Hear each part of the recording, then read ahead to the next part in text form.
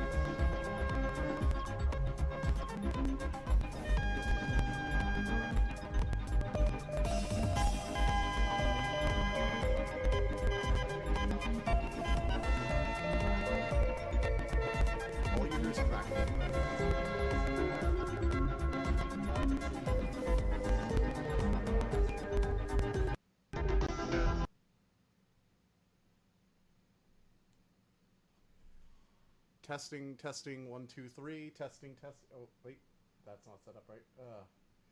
This is a mess. I am a broken mess of pain and suffering. Testing, testing, 1, 2, 3, testing, testing, 1, 2, 3. Oh my God, it's not recording. Oh, here. Wait, that's why.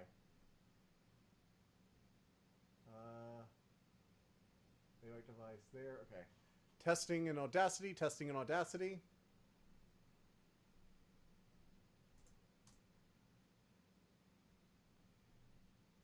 Alright, that should be working. Can you hear anything in my mic? It's a bit better. Alright, I'm gonna increase the volume. How about this?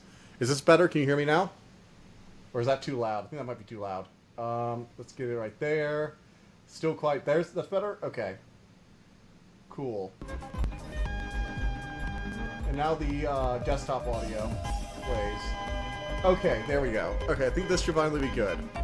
So you have to understand, I have my laptop here hooked up to several devices that it is normally not hooked up to with software that I just, aside from OBS, software I just installed, and even OBS doesn't have all my settings, so you're not going to see chat. I can see chat though, and this will be good for a one-time stream. Gods, I need my computer to never do this again.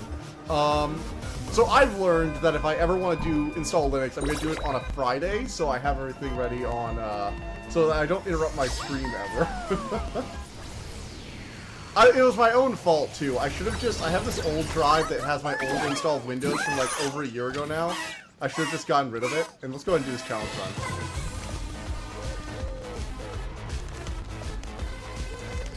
Oh, shoot. Okay, so I don't know. It's been a long time since I played this game. Okay, we're doing this run. And so basically, I was installing Linux, and I ended up doing it on the incorrect, what's the word? Incorrect drive. And I installed it on the wrong part of the drive. I was trying to install it on a partition I had already set aside for art. Don't speak to me about Technomancy, Dragon. Well, I was trying to do this responsibly, and I didn't do it responsibly. But I did have a full backup of my C drive, which again, if you're ever gonna mess around with a drive that has all your data on it, learn from me, kids. I learned my lesson the last time I screwed this up. Make sure you have a backup, because that's very important to not losing everything. Like, so important. Alright, where do I go from here? Oh, shoot. Well, there I go, falling into the abyss. My poor Witchspring R. I am sorry, Dawn Seeker. I will see about maybe doing another stream sometime this weekend, if I have the time. I'm not sure I will have the time, but I might see about doing a stream at some point. If I do, I will let you know in advance. Oh, frick. You can tell it's been a long time since I played this game, huh? I used to be like... Then again, I was actually never great with the blow-up power-up. The inflation power-up, I guess you call it. I was never that good with the weird inflation power-up.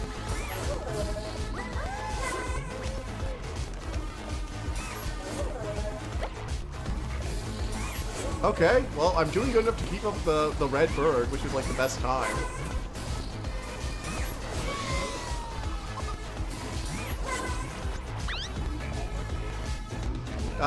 There we go. Never mind. I spoke too soon. Keep up with the red bird. I'm not gonna keep up with the blue bird.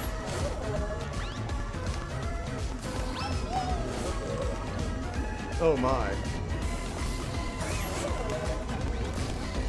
Oh, but yeah, so that's been my day. It's been a little chaotic.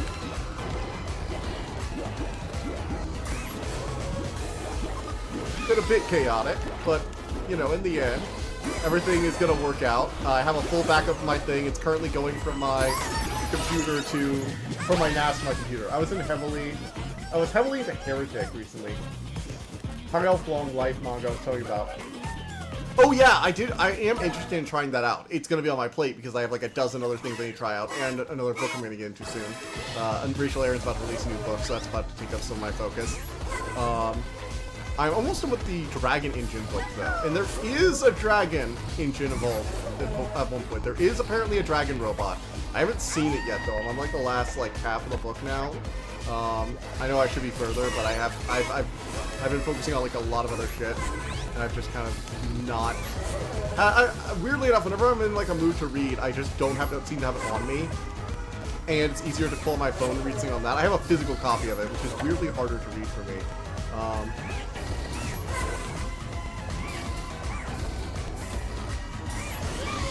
Alright, come on, we gotta hurry. It's gonna beat us. Oh, no you don't, bitch. No you don't, red bitch. So that's gonna be interesting. Still think I might finally have Melik deck.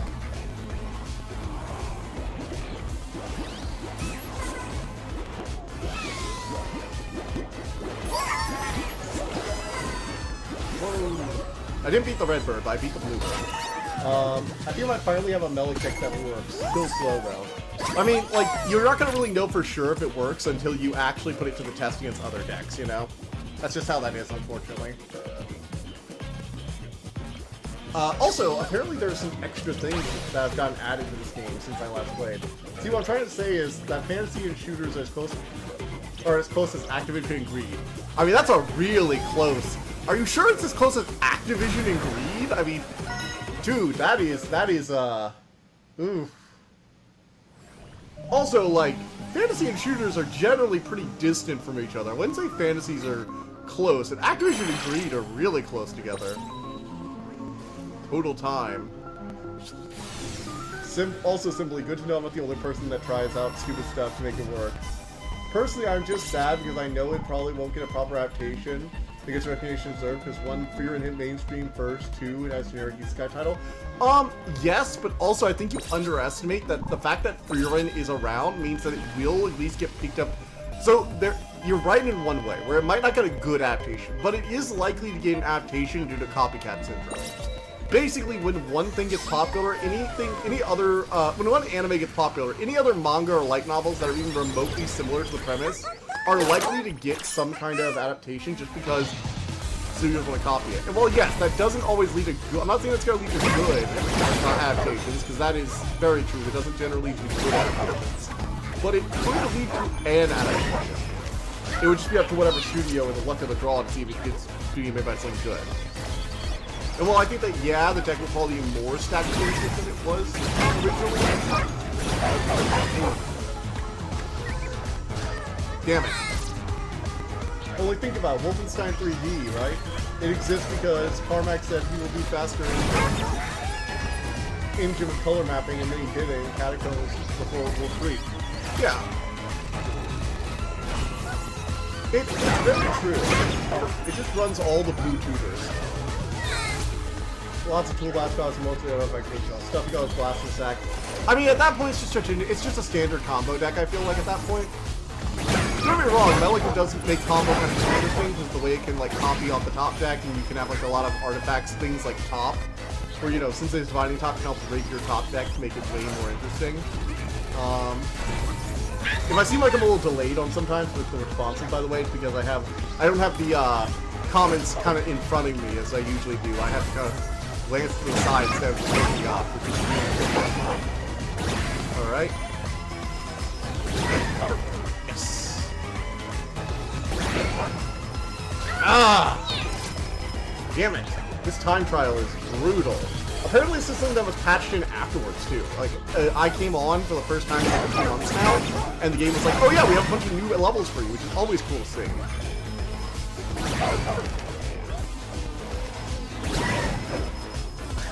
Oh, come on! Bullshit. This engine came from Ultima Underworld. Wait, Ultima? Like, old RPG land we're talking about here. Damn.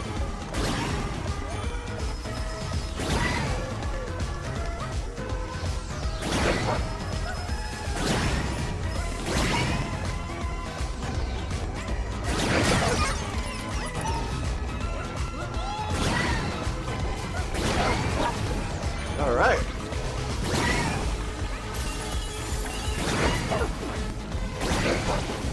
Oh shit. Damn it. The least lag I have seen from you when it comes to reading comments. Really? Then again, that is because I'm like even more paranoid about checking because I don't have it in front of me. Also, I'm way less used to this setup, so I guess I'm just like more uncomfortable and more nervous, perhaps.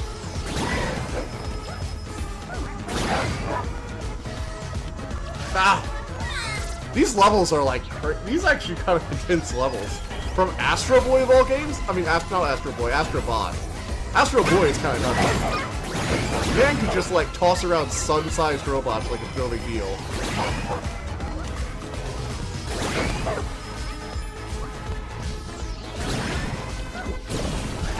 Frick! The High Elf Long Life got adapted first with the Furin treatment. Then it would be the Furin, which... Perhaps. I haven't read the writing. Because, like, Furin is, like, really good, but it's also able to appeal to that kind of generic fantasy. It's really good at appealing to the generic fantasy, too. Like, it actually has the whole generic Heroes Party thing down, like, really well. But it also feels somewhat realistic. I don't know. I hate to say anything called Furin called realistic. Although, for me, part of the thing that really makes Furin is partially its treatment of demons, weirdly enough. I'm not sure if your show did this too, but I love the premise that demons are literally just monsters that evolve to mimic human behaviors in order to deceive, trick, and kill them. Like, that's just such a cool, like, taking demons, like the you know, definitive, I guess, trickster character, you know, the whole tricking humans into Faustian bargaining kind of species, and turning them strictly into evildoers. Takes some guts. Another case fairly recently, they tried to make a triple shooter about spellcasting schematics and set pieces. Then did Naughty Evil and then Feed On. Oh, I can't remember this now. I already missed my time. Head On with Wizardom and a couple others. Interesting. I mean, I've seen games where they basically try and turn Magic into like a first-person shooter, but with variety. Like Battle Mage kind of went that route to an extent. Where it was essentially you are a spellcaster, but it's basically a first-person shooter with lots of forward enemies.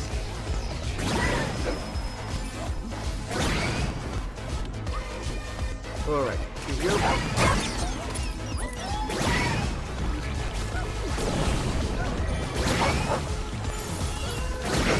Damn it! Missed it. We also running Mage Armor and Darksteel Blade. Oh, yeah. Darksteel. I mean, indestructibility in general is good, I feel like.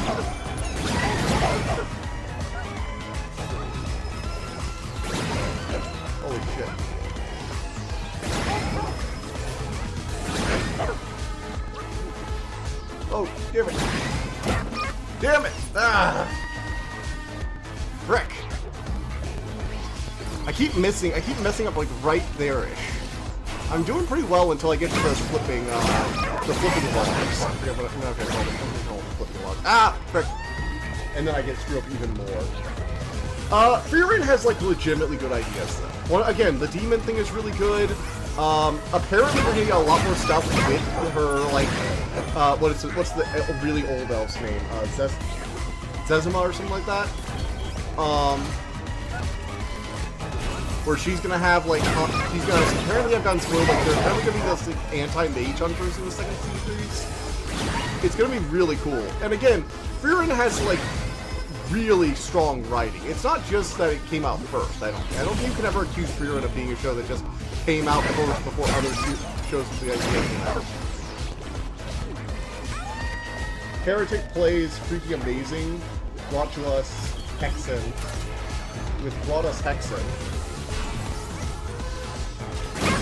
My boys studios have an interesting story together. I will say, I would like to see more, like, fantasy-style FPS games.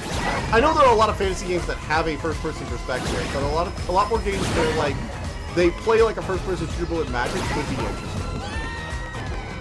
Okay, I really need to figure out, like, what I'm doing there, because the thing with platforms like this, especially in the time trials, you need to figure out your movement. So I come here, bash these two, bash here, bash here, jump over this, jump all the way over this. I need to know, so what I need to do is I need to jump over that, just ignore him.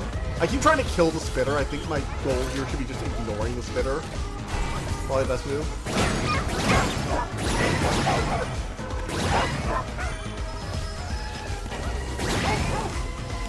Oh, frick. Overshot that. High elf, long life, both deal with the connection, the concept of connections and the value of connections. Speaking of the fame that accompany they both portray the difference in passing of time with time skips. That is true, and I'm not saying Frieren was, like, unique or whatever. And you might be right. There are times where, like, you can have two shows that both, or two writers who both come up with a similar concept around the same time, and both do it well. Don't get me wrong on that. I'm trying to think of, like, a good example of this, because I've seen it before, but, like, that's a really good example of two things that kind of had, like, a really similar vibe and very similar themes around the same time. Because I know I've definitely seen parallels where you can have two good movies or something like that come out at the same time. I'm struggling to get the connection because I know for a fact I've read things that have come out basically at the same time, like books, manga, a bunch of different things, but have like like from different minds.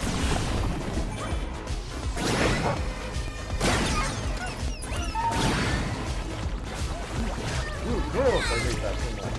Lean far more into those themes by focusing the entirety of the A-series life. You see people. That's fair, although to be also fair to Frieren, you're also discovering this for the first time. Like, Frieren, aside from her teacher, she didn't really have a lot of people that she was close with, and even her teacher was someone who was older than her, remember? So, like, you kind of, even, like, elves generally probably expect themselves to outlive their teachers, you know?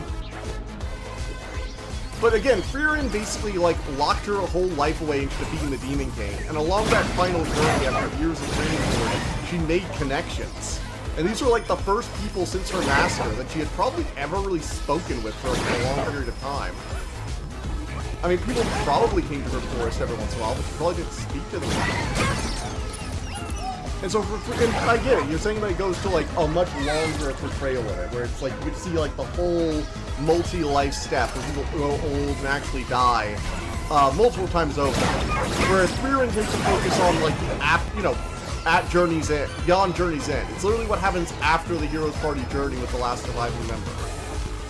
I know that Iser was still alive or whatever by the end, but we all know he's probably gonna die soon.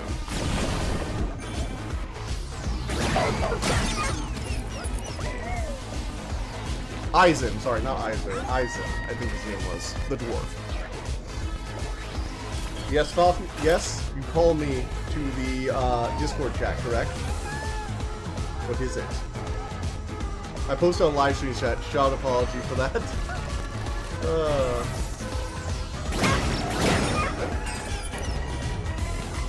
Oh my god. No.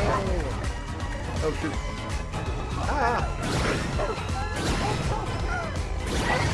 Damn it. So I definitely can see, like, a version of this where it's, like, multi-generational, you know, dealing within all the places. Freerin is specifically dealing with the first major loss she suffered. I mean, yes, she lost her family, but she was, like, really young, even by elf standards, that you saw. And she lost her master, but again, you expect to outlive her. Like, you know, the legendary mage Flamma was already an adult. And this was, like, ancient time before people, like, a lot of magical healing stuff was probably perfected too much. So the fact that she outlived her wasn't super, you know, important. That was like normal. So they're focusing on her first great loss and how she's going to this end of the world, you know, to try and find this place where you can mingle with the afterlife, go say hello. I actually have some thoughts about that too, because I almost wonder if it's like going to be revealed that you actually can't really talk to the dead there. Because it feels weird. Like, don't get me wrong, I like the idea of her being able to see Himmel again. That would definitely be nice for Freerin. But it might sort of defeat the purpose of moving on. Or maybe she can see him, but she can't stay there for too long. Because otherwise, why wouldn't she just stay there and live essentially with the ghosts of those who have passed and never leave? Then again, it is about passing the torch and her essentially leaving the world for this, you know, afterlife area as her new home and letting humanity continue her work does also kind of fit. So I could see it going either way. At least that's what I'm thinking currently.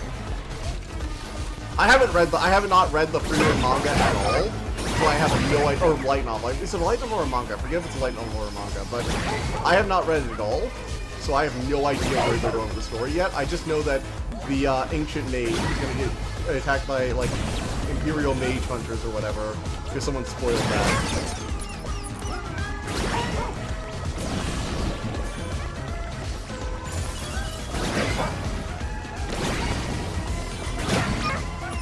Alright.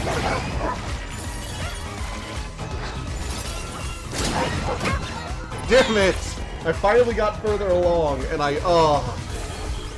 it's like, I finally got a rhythm for this area, and then I move on to a new part of the time trial. And it's like, well, slowly, I guess. Maybe I should focus on going slow and steady right now and then going back for a good time. But a lot of the challenges here do really incentivize moving quickly.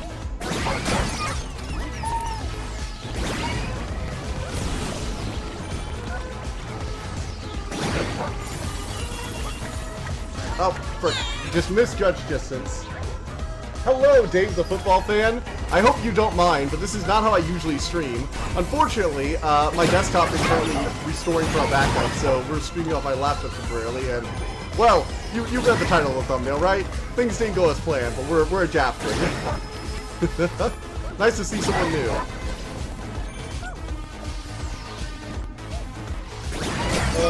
Is this emo? I have no clue what you mean. You mean my Bloodborne character? I mean, I'd assume a Bloodborne character is pretty emo. Yeah, probably. But the thing I'm saying is why people call this, and some do call this a copycat of Freerin. I mean, like, when were the mangas written? Because, you know, if the Freerin manga or light novel came out first, then I could see the legitimacy of that. I think mixing everything as just copycats does tend to lose a lot of nuance, don't get me wrong. But saying, like, oh, it's like a Freerin knockoff is also a good way of communicating a lot about the show. Maybe not emo, rather edgy as fuck. Indeed, Bloodborne is indeed edgy. We inject ourselves with random dark blood from old dark gods so that we may infuse ourselves with power beyond mortal kin. I think it also does have to do a lot, though, with communicating ideas to people. And again, Freerin knockoff is a very effective way to describe a show like what you're describing. Ah, man, oh man, oh man. I'm gonna drive myself insane. Let's do this. Or are you talking about how I ripped Astroboy's head off and used it in the thumbnail? Because that could also be a little emo. What with the Hamlet pose and everything. I had to reuse several assets very quickly.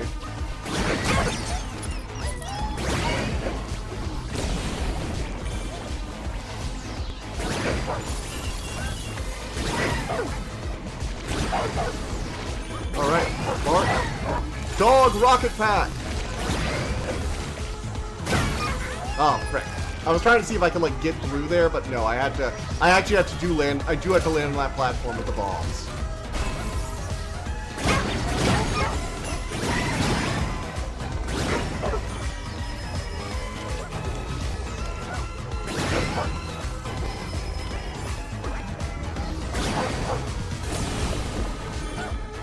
Alright, wait for that to flip. Bulldog! Let's go! Doesn't matter which came first, it only matters which they saw first. Given Freerun's mainstream, you can bet most people will see Freerun first. I mean, I will say people do care more about the mainstream first than the actual first, that is true. And you know, I do love being the person that goes, actually, this isn't a ripoff. Oh shit, how do I do this? How do I do this? How do I get rid of those? I forgot how to get rid of them. Shit. Oh right, I had to hold down and do a spin attack. Oh my god, I forgot how to get rid of the bombs. That is such an embarrassing way to die. That is true. And like, again, I think that it is harsh. Because no matter how you phrase it, when you call something a knockoff, there is a sense of inferiority to it. That makes it difficult for people to, like, appreciate some things sometimes. I can see that argument, I do. What's like a good example of this I've encountered? Actually, here's a good thing for me. I often hear people call Aragon Lord of the Rings knockoff, which I think does kind of distance, like, you know, it kind of insults a lot of the interesting things that Aragon did differently than Lord of the Rings. A lot of people can say it's derivative of a lot of works, and that's true, but a lot of things are derivative. That's not in itself a bad thing. So I get it. I get it that having something you like constantly being compared to something else that is different but has similar themes, but they go about it different ways is a bit reductive. But unfortunately, that is kind of the way the internet and people to a larger extent work, is that they try to shorten information for communication. And unfortunately, that is the easiest shorthand to describe a show like what you're describing. It doesn't have to be a downside, because just because something's a knockoff doesn't mean it can't be good.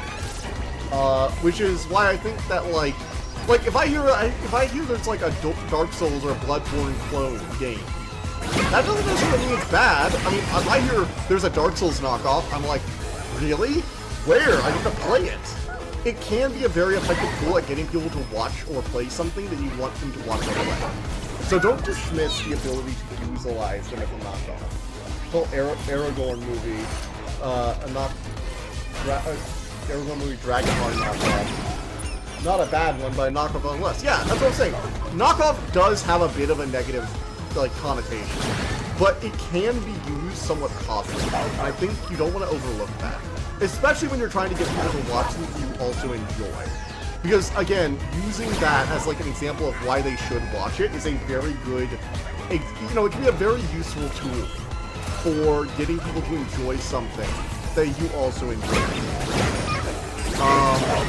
I mean, heck, one of the reasons I played Hollow Knight is because they called it a Souls-like, which is basically calling it, like, a Dark Souls knockoff to an extent. You know, they brought, like, people who, I think a simple people called it, like, 2D Dark Souls, you know? And so don't ever underestimate the benefits that can come from a knockoff.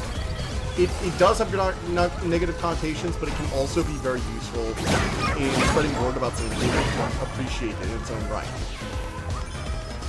So again, yeah, that's basically my conclusion. I understand your frustrations, but don't, like, I mean, you know, there is some validity to calling it that way, regardless of which one came first, and if you want to use it like that.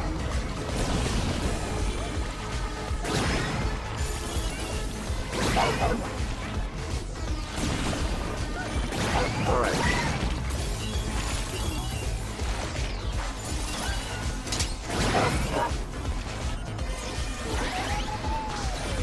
Okay, we made this far.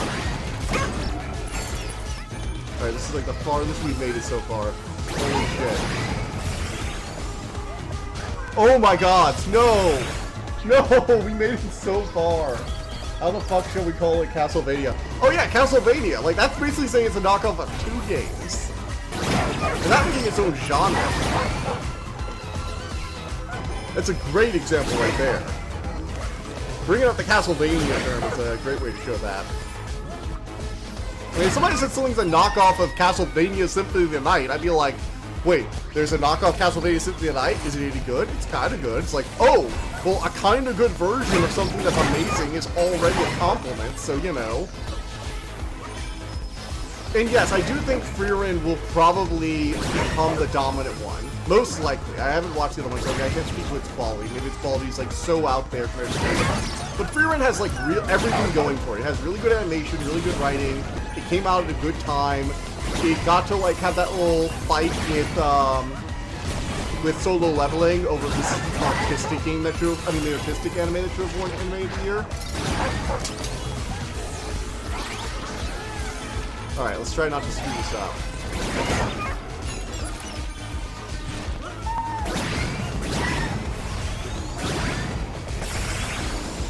Damn it! Ah! Frick! Okay, I'm not sure how to do that one. Maybe I have to, like, dodge to the side as they come by? I'm not sure. This is a very tricky level. Holy shit. I am on the first of, like, the new, like, patched-in levels, and with the rocket, which I'm sick with, and I'm still getting, like, completely just getting wrecked. Souls, like, sounds more like it's calling it similar to Souls, so acknowledge its individuality. True. Although, you know for sure they're going to call it a Frieren knockoff. Maybe they will call it like, it's kind of like Frieren when they're describing it. And again, Frieren did have the benefit of just coming out first. Unfortunately, that is kind of just a thing. Even if the idea was something that the other writer had, or even if their version of it came out first, whichever version becomes popularly available first generally gets the spotlight. Oh god, so what's the, wasn't there something like, well, think about it this way, nobody calls Halo a marathon-like. Nobody says Halo's kind of like Marathon. Even though Halo has some very similar themes, it came out after Marathon, and it has the symbol all over it. Like, Marathon's references are super heavy. Seriously, watch Mandalore's video. Mandalore Gaming has some amazing videos on the Marathon series. I exactly want to play it. Not probably the kind of thing I stream. It seems very frustrating to play, but I do like that at times. I'm kind of masochist with these games. But, yeah.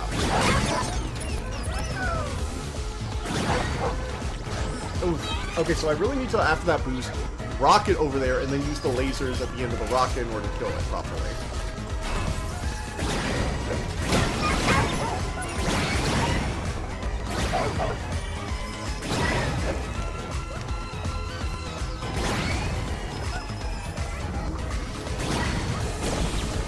Ah! I already see in the comments on manga decks. Well, unfortunately, people be like that sometimes. People do be like that sometimes.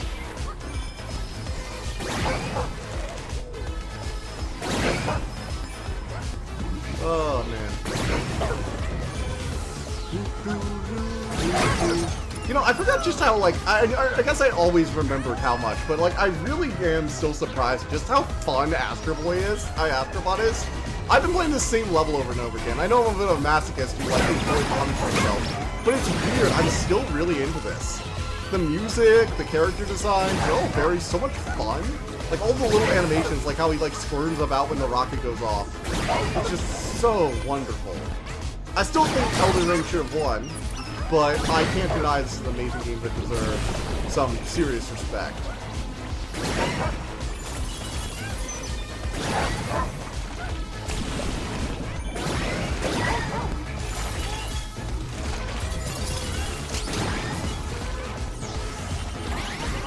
Alright, so we're at this place. Heard there's a freeware version of Marathon 1 Remake and Marathon 2 Engine. That's interesting. I do know the marathon is available even on your phone, so if you're ever really interested in playing it, there's like a very easy to get a hold of version.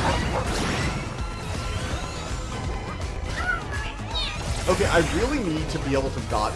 Okay, the one thing I will say about this level, I really hate how far apart the start is and there are no checkpoints, because it's so far down it, and then you have like so little time to react on the one part that's still killing you. It does mean that eventually I will just have mastered all of this part. But damn, could it be frustrating.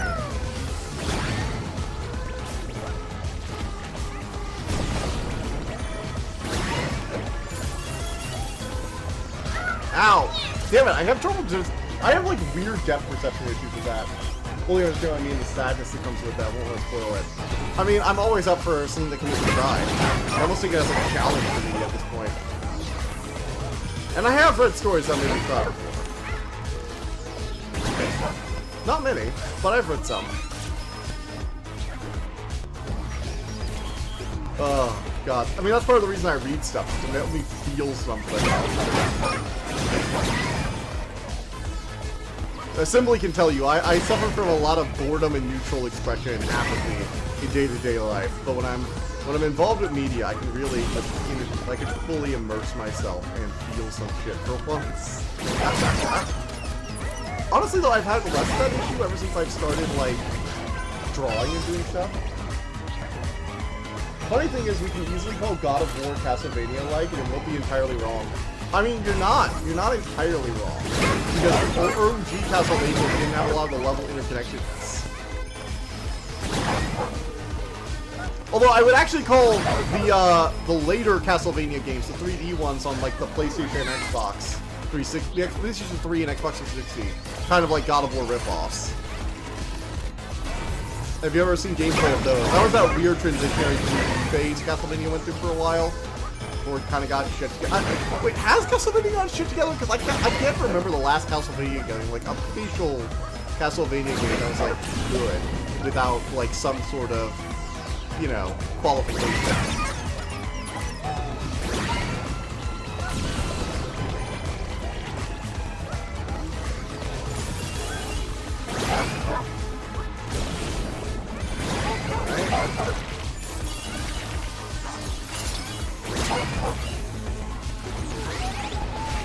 Okay, there we go. I don't know, you weren't very apathetic on our trip. Nature was trying to ruin my shit, so yes, I was unable to be apathetic during our trip. Fair. And I should say I got more emotional since I've started doing much more creative endeavors.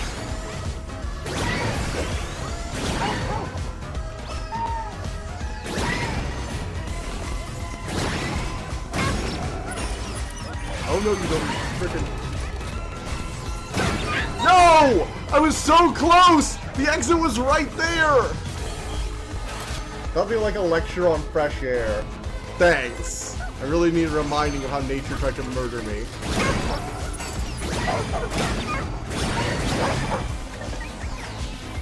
Thank God for that bug net.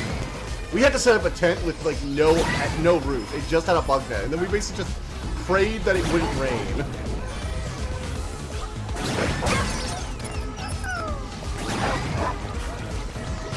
Oh, frick.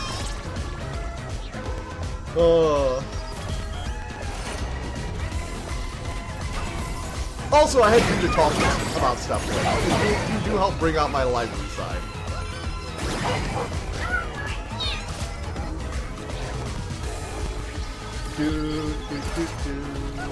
At least I'm making progress with this. Oh god, we have more of these levels afterwards, too.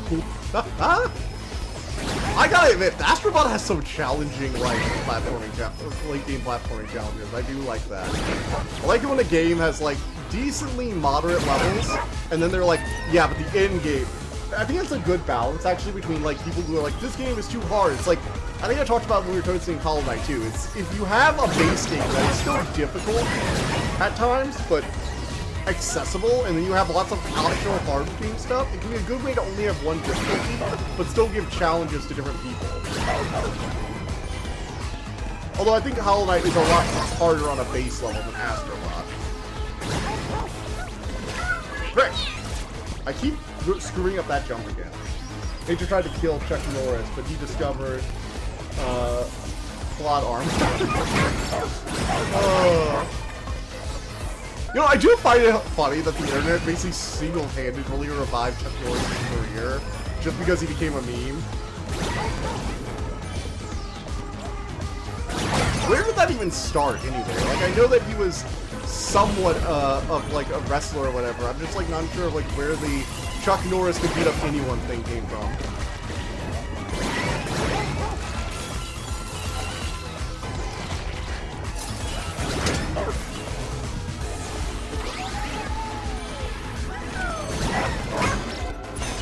Alright, got this. Alright, so. No! That's bullshit! That is such bullshit. It spawned right on top of me. Are there always 3 of them or something?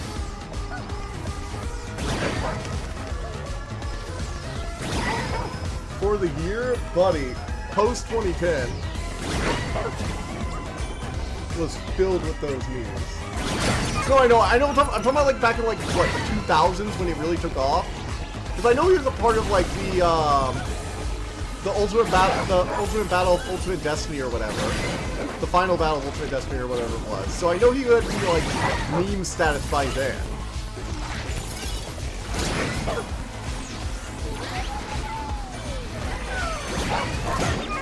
Ooh. You know, one thing I've been wondering, what is your, like, show that was, like, the biggest disappointment? Like, the show that, like, really made you go, oh my god, it's all the potential, gone forever.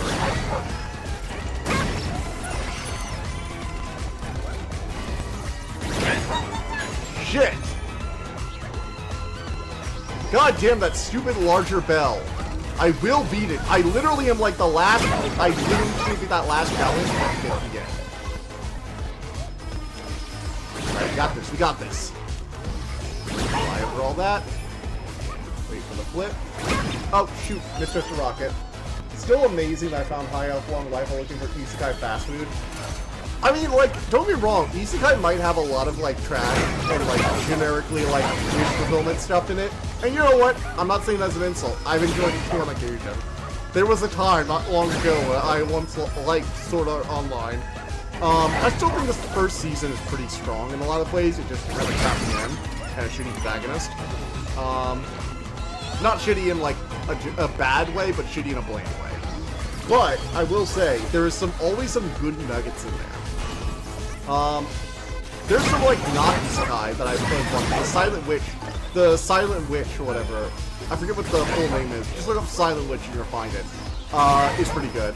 It has a lot of the isekai vibe of, like, overpowered protagonists who can do this one thing no one else can, which is silent casting, which he doesn't have to, like, recite a long mantra. But it's more of, like, a slice of, like, comedy thing going on, where it's, like, at fantasy not high school with the not student president who's also a prince, and she's an undercover bodyguard, just because she's so small and nobody knows her face. And she developed silent casting specifically because she was really good at math, which helped her do all the calculations in her head rather than needing a long incantation. And she couldn't talk to people, so she had to do that or she wouldn't be able to cast magic.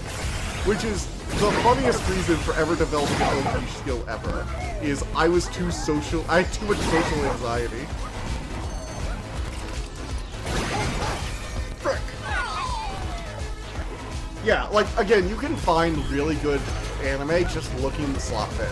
I feel like that's the reason that Mother's Basement has started doing, like, the anime trash videos, because weirdly enough, even among the bad anime, there's really, like, really good stuff. And I'm not saying the thing you found is bad, I'm just saying you probably found it while looking for isekai trash, which, you know, you can find legitimately good stuff just, like, looking for that. Honestly, I thought that Clevitas, when I first saw the trailer for Clevitas, I thought that was gonna be trash. Holy shit, Clevitas is really cool. I originally got into it because I watched the Mother's Basement video he did on it, so definitely check that out. But for Cliff Notes, one of the things it talked about that I kind of noticed but I didn't really understand the meaning of was that when they're doing the flashbacks to the hero, she's basically this great hero who becomes like one of the heroes of the kingdom with these magic weapons forged by the king himself and ancient magic and all that bullshit. And she and her party go and fight like this demon king, dark beast lord or whatever, but demon king essentially. And they fail, and there's this whole thing where he's trying to use a human child to decide if humanity is worthy of existing. Immense's Shadow is generally good. Immense's Shadow is like, loops back around from being so bad to being actually kind of inspired. Yeah, I agree with you there.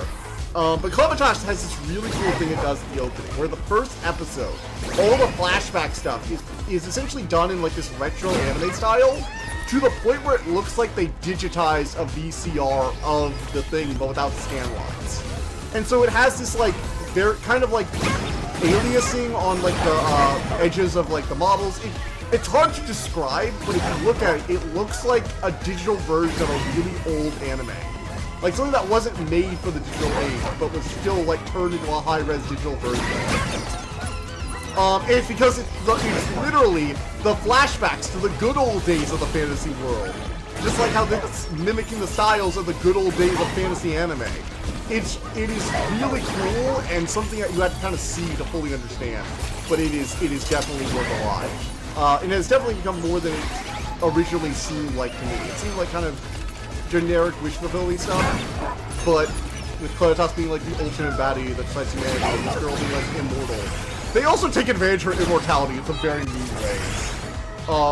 This is the woman who literally, like, in order to retrieve a magic sword at one point, I'm gonna give you a light spoiler here, but in order to retrieve this, like, magic sword, she lost her own weapon, and she's about to get killed, but she basically finds this, like, pit where they've been throwing people, and these bandits have been trying to get this, like, hero sword back, in order to sell it on the black market. And the way that she gets it is while the other bandits, after she topples some scaffolding, and a bunch of bandits fall into the pit, she gets herself in a barrel, gets knocked into the pit, and holds her fucking breath so they won't notice her. And it's like, she's literally suffocating to death, but she's immortal thanks to, so long as Clementosh's blood is in her body, so, you know, she just rolls with it. And it's not exactly the kind of immortality that's pleasant.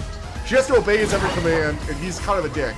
And also, on top of all of that, it is very painful to watch some of those regeneration scenes. Main thing is, with anime, laughs and embrace how utterly OP Sid is.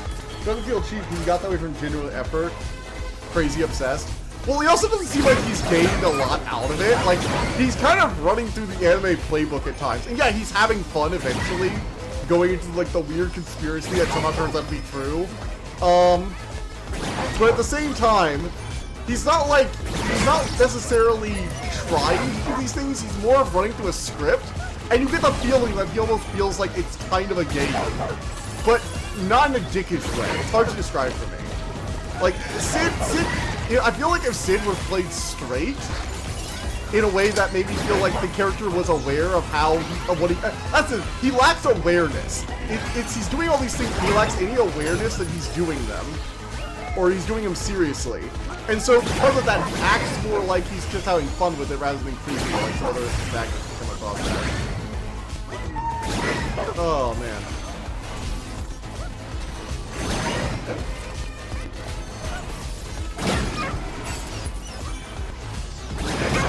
Alright, here we go. Oh my god!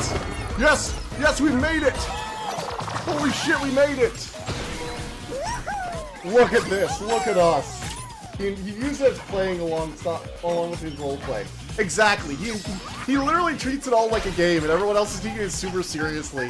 And it's kind of funny because they all think he's like a 10,000 step genius who's somehow psychically ahead of everyone else, when it turns out he's just like playing along with the script, and the isekai world is so generic that he can just actually do that and be right, or mostly right. It's genuinely hilarious. And my HDMI switched on my monitor. Goddamn. Alright, let's turn off auto input switching, because like that just, when the screen went black briefly, I knew you guys couldn't see it, but the monitor switched into my other input, which is still showing the loading screen for the restoration. Oh, okay. So we've got... After all this time, we finally beat one of the 5 challenge levels. Damn. That was kind of nutty. I wonder what the leaderboard looks like for this. Let's see if the leaderboard real quick.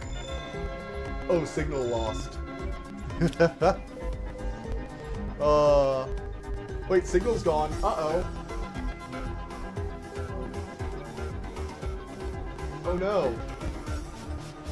No, no, no, no, no. One second, let me check the remote control panel. Wait, can you guys... Oh, it's system software. No! Wait, stop updating! PlayStation, I command you to stop. No. Wait. Cancel. Cancel this. Cancel that. I have signal. Okay, you have signal? You can still see? Because I have my laptop actually hardwired via an Ethernet connection. Thank goodness my laptop actually has an Ethernet port. You still have signal? Okay, okay. That's good then. As long as you also still have signal in our track, I can be confident it's not my end. Because I was willing to assume it was probably my end. Cock-a-doodle-doo, we've got the chicken. Wait, do we have dragons in the water there, or are they just sea serpents? Ow. Okay, so squares, you're going in a clockwise direction. They're going in counterclockwise direction.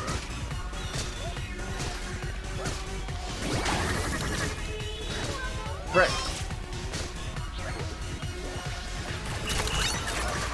Also, when talking about innocent chat, we can forget that godly ASMR that is I am atomic. I have seen that clip so many times at this point. It is ridiculous how many times it's been played. Oh, frick.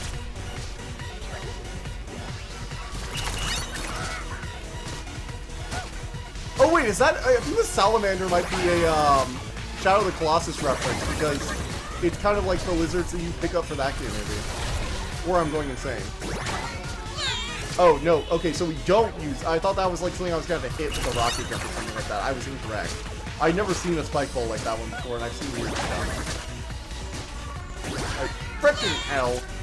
Will the spike stop ruining my day? Come on.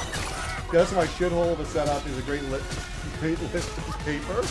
I mean, I was mostly saying that my setup is so shit at the moment that I'm not sure if it was going wrong, how I would begin to fix it. Look at the sea serpents in there, it's so cool. Ah! Oh, they're eating me. Oh, wow, they have a custom death animation. That's kind of cool, actually. They added a custom death animation where sea serpents eat you. And before you ask, sea serpents are different from snakes. They're bigger.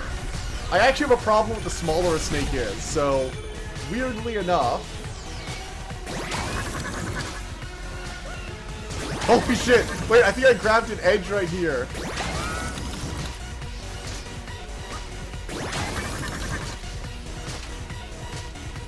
Oh my god, wait. I'm no clipping! No! Oh my god, what was this? The VA utterly embodies his desire for flair. Yeah, I've only seen the subs, but I do agree with you. You gotta get a voice actor who's into it, you know? Alright, maybe I have to, like, grab these. Oh, I see now. I thought this was like a little... I thought this was just a really tough jump I was missing out on. Ow. Damn it. Scorpion's smaller, deadlier, I heard. Yes, that's also why I will just never go to Egypt, period. Egypt, look, I like Egyptian mythology. I really do. It's like Australia. There are too many things that want me dead in that country. Or not even want me dead. There are too many venomous and poisonous things that can kill me without even really trying. Let's be real. A snake and a scorpion doesn't probably want me dead. I'm way too big to be a meal to it. But it also probably doesn't really, you know, it'll probably just sting me if I get in its way.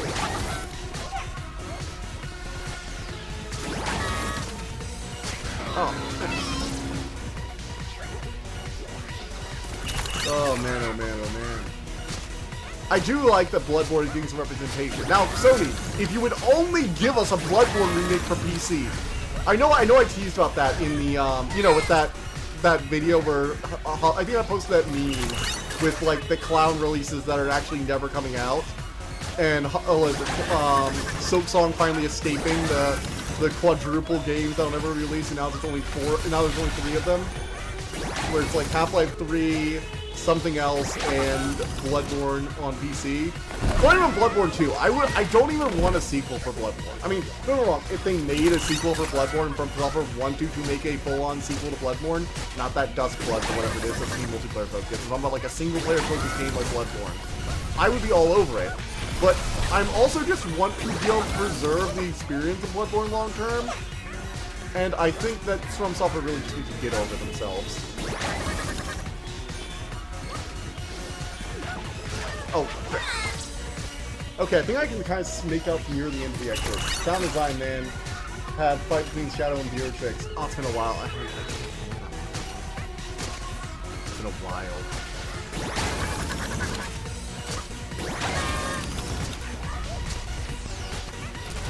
Alright, blow him up. Oof. I should have used the rocket jump there. I mistimed that. You live in America, natural habits for aliens. Are you afraid of scorpions?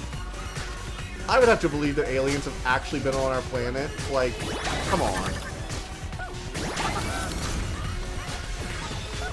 Honestly, I just feel like people who think aliens are here, it's like, guys, the government wouldn't really have a reason to hide that from us, generally speaking. Also, there are so many people watching the stars at this point, it'd be nearly impossible to cover up. I mean, think about all the conspiracies that get leaked and how few people most of them have involved. It takes very few people to ruin a conspiracy. It really does.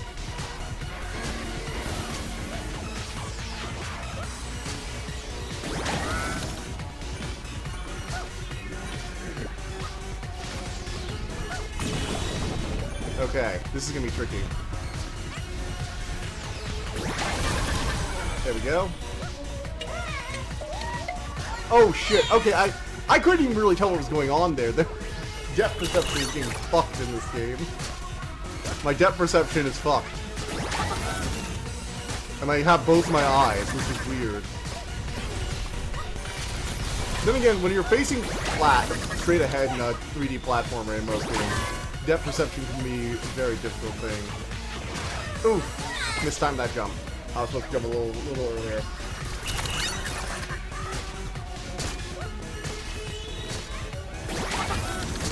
I mean, to be fair, there are also worst case scenarios, which is the reason the universe is empty is because the Fermi paradox, we just don't know that there's some kind of, you know, stage we haven't reached where the civilization gets this advanced, it kind of kills itself. And also, you know, there could be plenty of biological reasons. I mean, I could talk about humanity's short-term versus long-term preparation all I want, but could be that species that tend to survive or grow to the level we do, or have a need to develop technology like we do, inevitably fuck it up for themselves somehow. Then again, there's always the Dead Space thing, where perhaps there are no, you know, other species like this because when they get to this stage, something just kills them all. Not even something they do. Maybe something just literally kills them all. Maybe we've got necromorphs in our future. Who knows?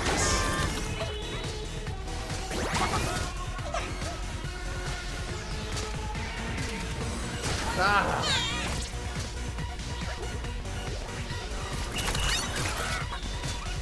I mean, yeah, again, for Imminence and Shadow is probably the best way to ever do. It's, I guess I could call it, what I'd like to call it is like high-tier isekai slap. It has the appearance of isekai slap, but actual decent writing and like good animation and like clever bits for the character. It's isekai slop. It's wearing the skin of isekai slop, but it's actually a competent anime disguise. Is probably what I would end up saying. We're gonna die to extinction. I'm so pleased. I mean, also it could be that civilizations that get this advanced inevitably drain their resources and fuck everything over, which we're also heading down that road. So it could be something entirely our own fault. Wouldn't it be great if any species that, just statistically speaking, we also could just be early. Like that's something that's another answer to the Fermi paradox, is that maybe he's missing some calculation, some hurdle he missed, and we're actually a pretty early species by the standards of the universe. So, you know, I do love the Fermi paradox. It's very rich ground for sci-fi.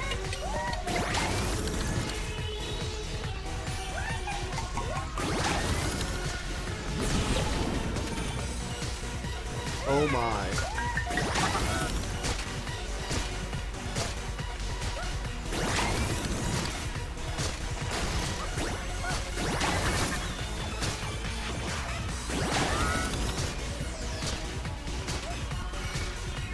Alright, here we go.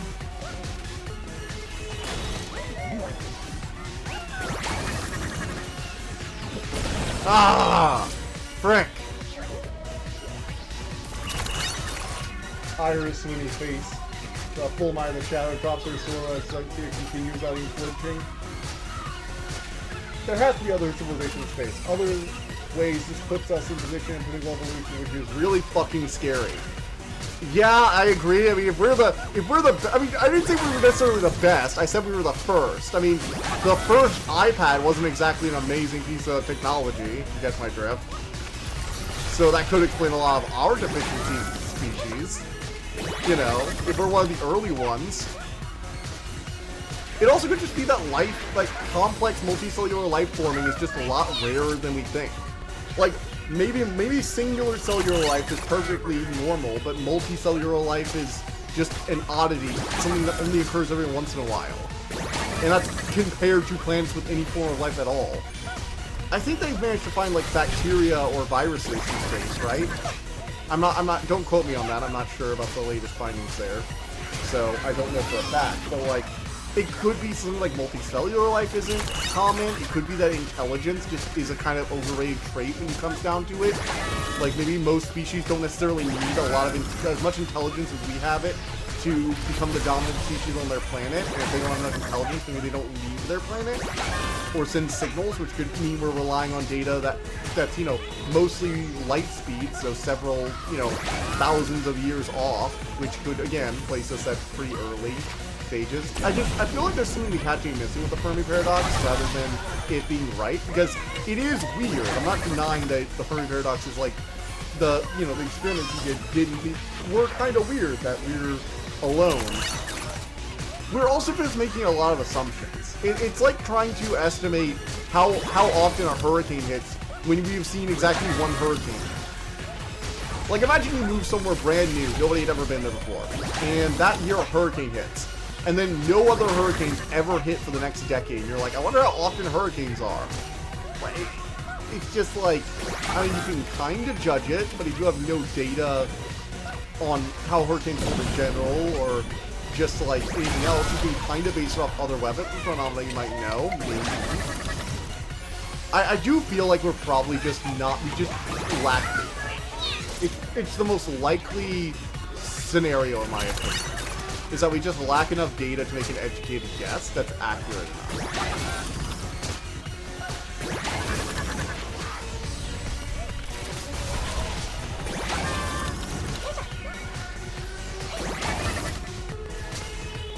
Also, I've heard a lot of other theories too, is that like, maybe, you know, most species that inevitably make contact with other species get attacked first, where evolution, the territorialism that evolution would naturally breed in dominant species, leads them to strike first out of fear. And if you use, like, relativistic weapons, like sending meteors flying at your enemy through space, it could just be a kind of thing where no species survives the first assault.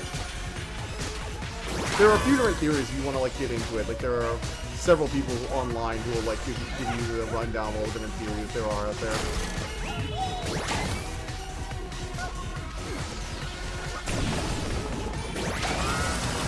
Oh my god, yes!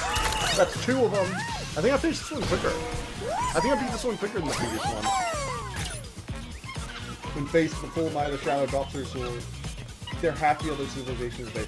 I mean, my contrary to that is like, yes, we haven't seen everything, but we've been looking, and we found a lot of planets. Here's the other thing for me. It's like, I feel like even if the other species were more common, and they just die out, or they don't make it further, or whatever, we would have some evidence. Like, even just seeing, like, the ruins. Because, think about it, humanity's been around for, like, 100,000 years. So let's say optimistically that the Fermi Paradise is right, and we're a pretty average civilization. We should probably, even from, like, hundreds of thousands of light years away, be probably able to make out something on these planets, you know? the distant planets we're looking at. Something, anything. But we just kind of don't. We're still looking, and we're still trying to... Oh my god! Dragon Castle! Oh, I love it. Wait, we're gonna kill dragons with a monkey? I feel insulted. Okay, what's this? Oh, is this the time stopper? Is it a time-stopping monkey or something like that?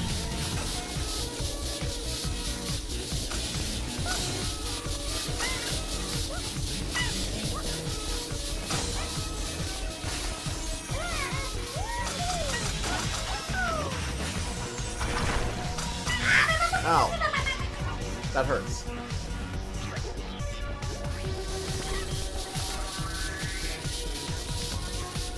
I mean, I know they're far away, but we should see something, right?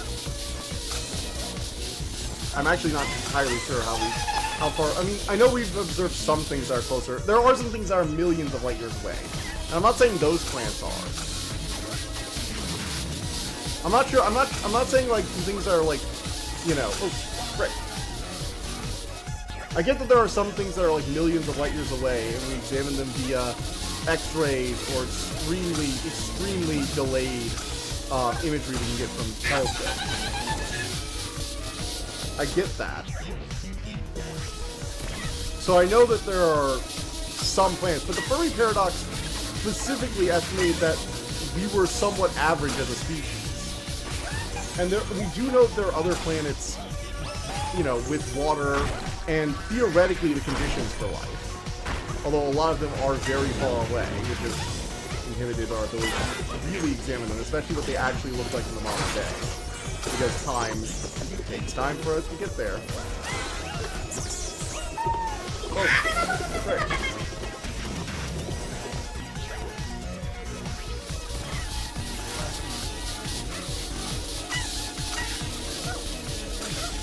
I will say this, though.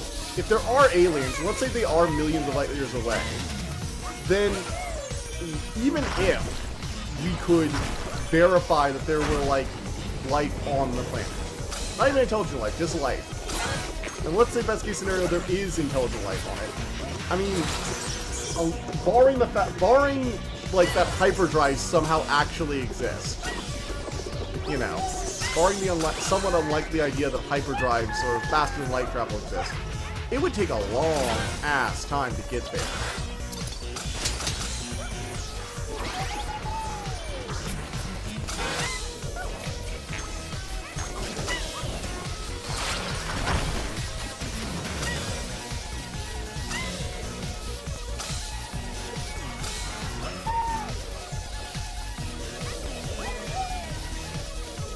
Okay.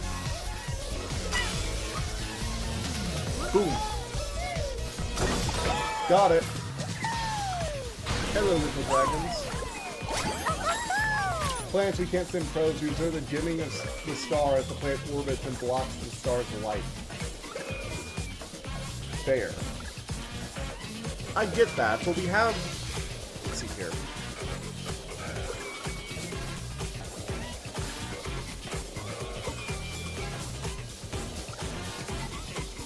Alright. Well, we got... This is like Pinway? Or, no, it's Rebellious Knight. Takes no measures against half-breeds. Who is this guy? I don't actually recognize who this character is.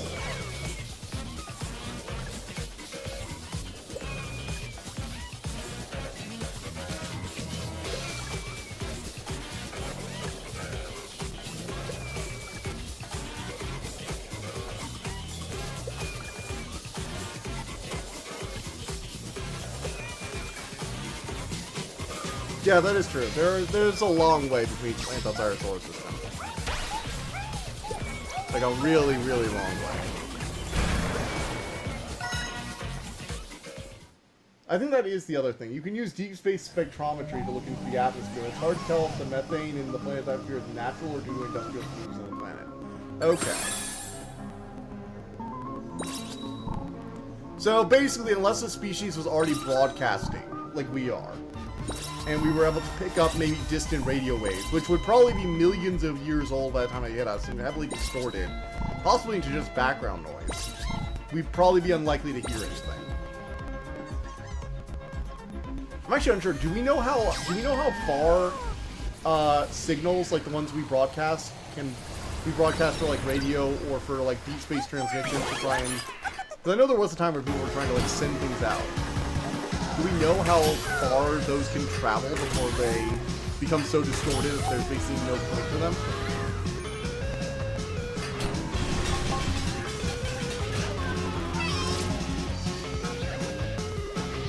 They go the speed of light. I understand they go the speed of light. I'm talking about the signal itself. Because over distances, signals can become decayed and unreadable. If they even know to read them to begin with.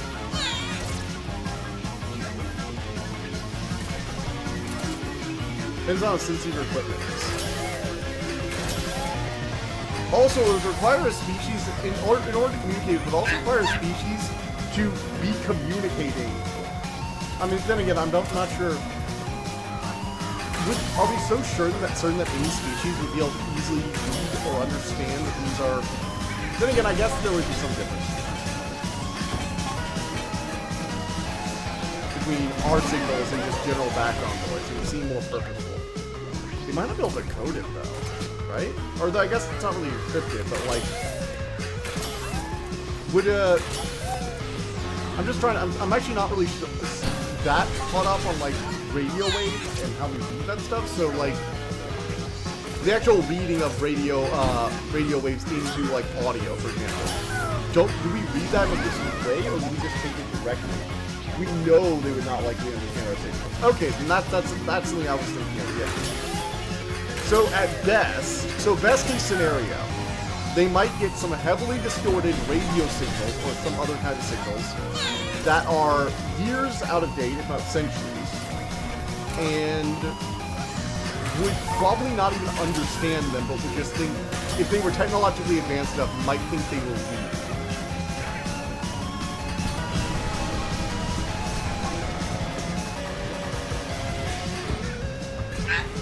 Alright, how do I get past this? Do I really have to, like, roll off the edge or something?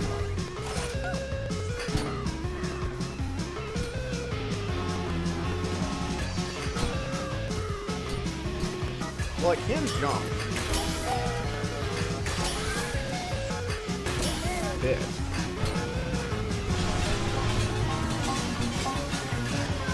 Okay, wow, this is a really annoying level. So yeah, I don't think it's that out of the question to think that aliens probably haven't been here before.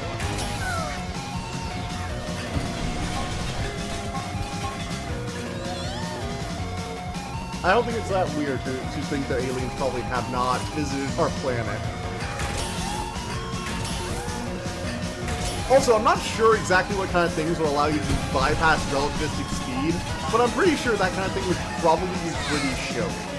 It's probably not the kind of thing that would just, like... I have a feeling that hyperdrives, if they existed, would not exactly be subtle. You know?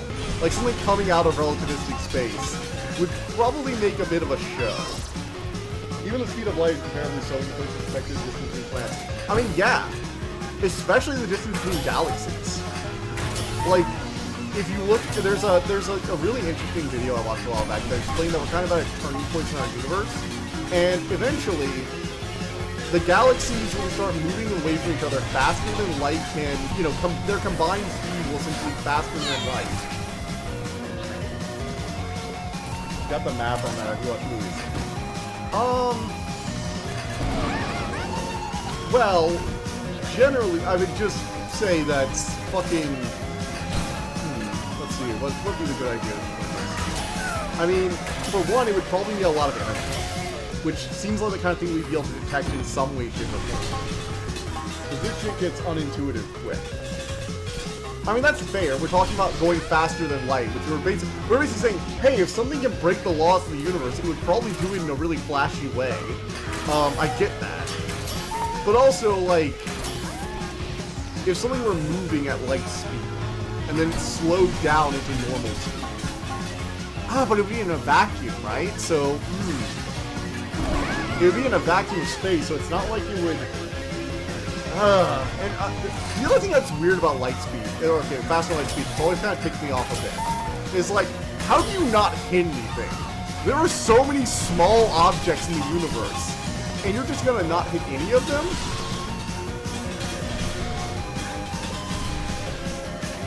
Oh my god.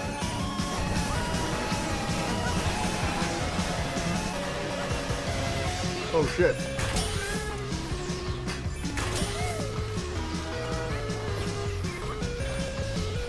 Whoa, frick.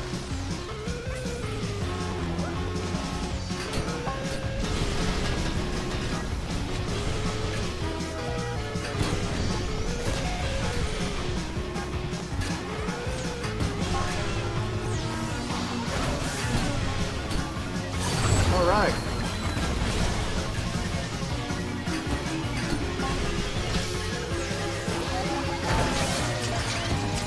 Holy shit.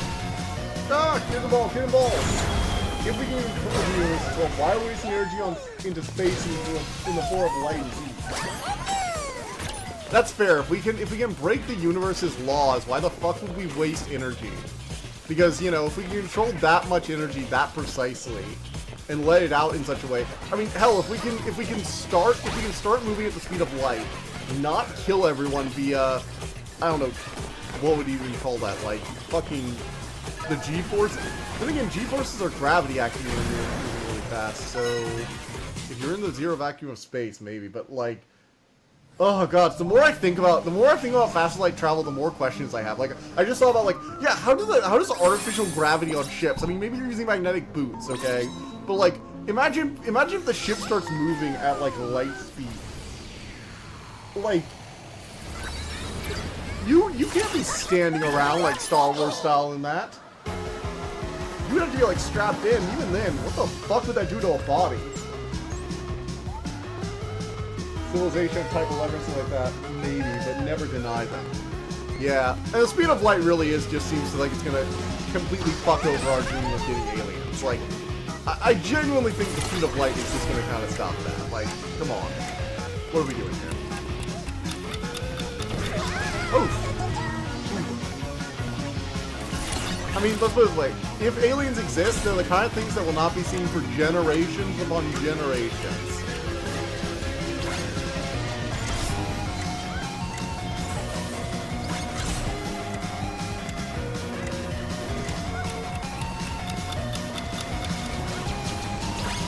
I don't think we have to worry about aliens within our lifespan. Right here. It's like, I just don't see that as a thing we really need to worry about. Especially when we have so many other problems that we need to fix first. I mean, we're like a, what, 0.7? We're like a 0.7 civilization on the Kardashev scale. Not the Kardashev scale is like the be-all, end-all or anything, but like, you know, mastering our own planet's resources without causing like horrible drawbacks would probably be our first stop.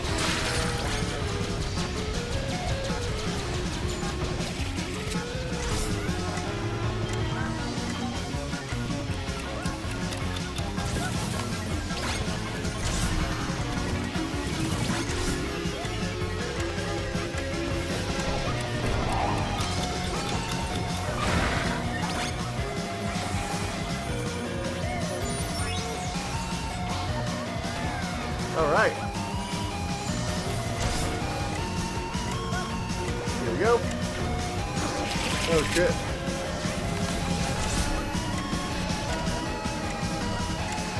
Here we go. Oh no! Oh, I got so far there. Damn. Then again, releasing that much energy, like, let's say we could theoretically create a machine somehow that would allow you to bend the laws of space. You know? Because that, I could see maybe, theoretically, I don't know how. I feel like bending space and pulling it closer would probably be easier than light speed, if that's possible at all. I feel like that's kind of the thing that would probably be kind of showy. Mostly because if you're bending space well enough to transport an object, you would probably bend space well enough to transport light as well, you know? So, like, I could see something like a flicker of, like, other side of the universe appearing as we go through space travel. With all the century we have pointed at the sky, it's likely we see something or notice something. But then again, that's assuming it's one particular way of achieving faster than light travel.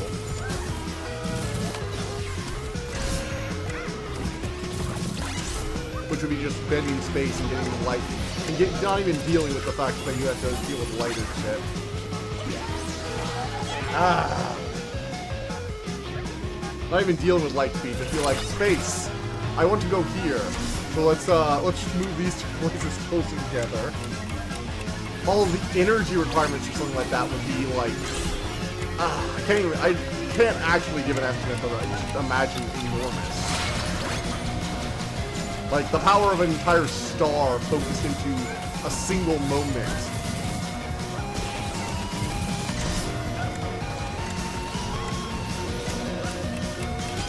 And also, like, how precise would it be?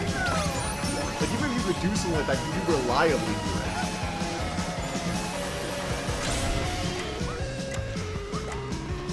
Every time I think about massive warp drive,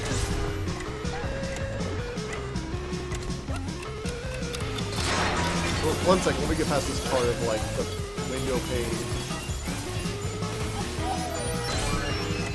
No! Oh my god, that was so close. I got distracted.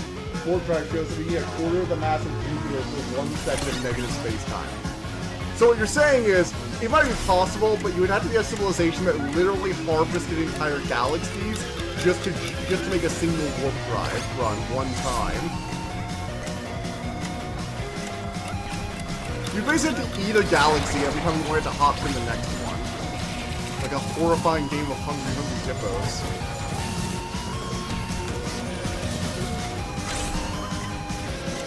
Or Pac-Man.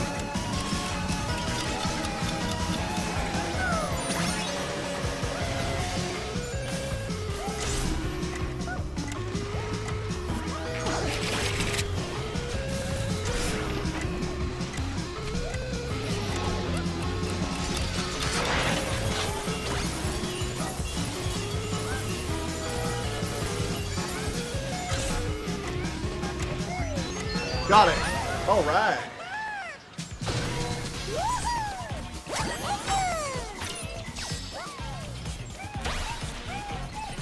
I mean, we might be able to create, like, portals between spaces.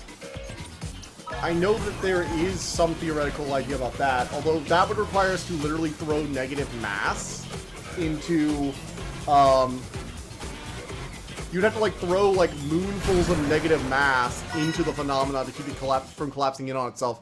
And for example, and for reference, negative mass would be, like, something that theoretically we think exists, like, pockets of it pop into existence, and the counterpart to the actual mass forming, which keeps conservation of energy in check and allows for the spontaneous generation of mass, but that's theoretical. We only have, like, a little bit of evidence that it might be a thing, and even then, you wouldn't be able to store the shit for usage because it blinks out of existence when it touches literally anything.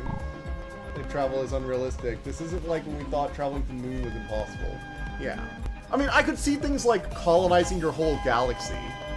Or, like, eventually, you know, if, like, let's say you have, like, a Type 3 or Type 4, so, like, what is it? Type 1 is your entire planet. Type 2 is your whole solar system, right? And, like, at some civilization, it's, like, Type 2 to Type 3 on the Kardashev scale. Where they're, like, where we're harnessing our entire sun, and we strap, like, a thruster on the galaxy, and maneuver around like a giant spaceship, you know? If our civilization ever gets to that stage, maybe travel between galaxies would be possible because a galaxy would be doing the traveling. Like, we wouldn't leave our galaxy so much as, you know, pick it up and bring it with us. I've seen that idea tossed around a bit. In sci-fi circles, particularly.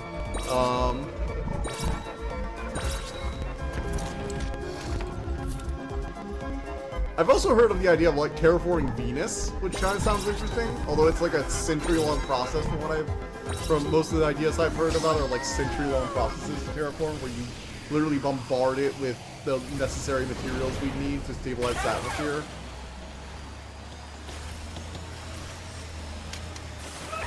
Whoa. So what level is this? Is this just the generic ice level, or is it supposed to be referencing a specific game? I actually clearly haven't done this level yet. Frozen meal.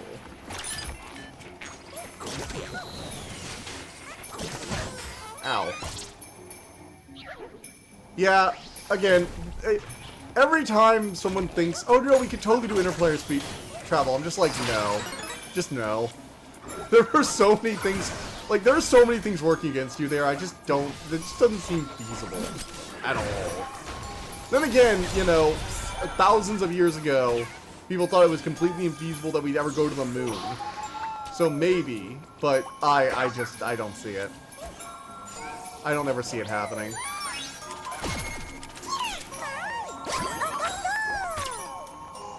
Like, I get it. You know, if you told somebody in, like, ancient Greece that we'd be able to go to the moon one day, and the gods didn't have to bring us there, they'd be like, you're crazy. But, at the same time, I feel like at this point we have enough understanding of physics where it's just like, this isn't just impossible. This is impossible based on how we understand the universe. Maybe we learn something that explains some way to do it. Although I think a lot of it is that humans have a very, like, them-centric version of the universe, and, like, this idea of, like, why would it exist if we can't explore it? You know? I'm not saying like, everyone is consciously thinking that way, but, like, that is, like, kind of a permeated idea.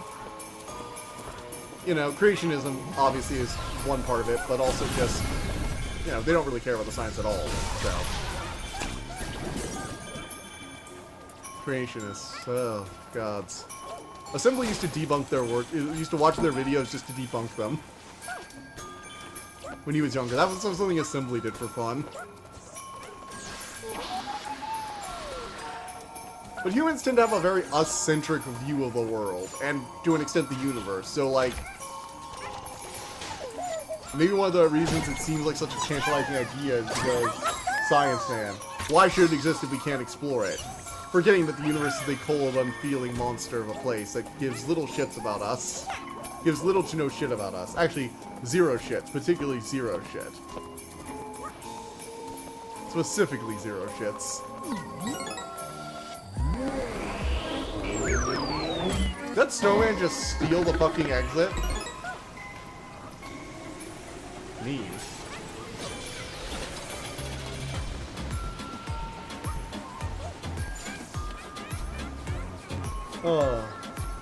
Personally, I just think we're miracles of existence and extreme coincidence and happenstance. Yeah, but it would be interesting to see life on another planet. Like, you can't deny. Like, I'm a very like nihilistic person in the sense that I don't think there is any inherent meaning to our existence. But even I would be at least curious to see like what other permutations of life could exist. It would be interesting, you know, observing this random happenstance happening again. Sort of like testing a hypothesis multiple times just to see the results. Not even because the theory might be useful, just because, hey, it would be interesting at least. And also the data might give us some interesting information about ourselves and how we could probably better our species by seeing other species and how they've reacted to some of the same problems. You know, get second opinions. Like maybe coal is a shitty idea in the long term.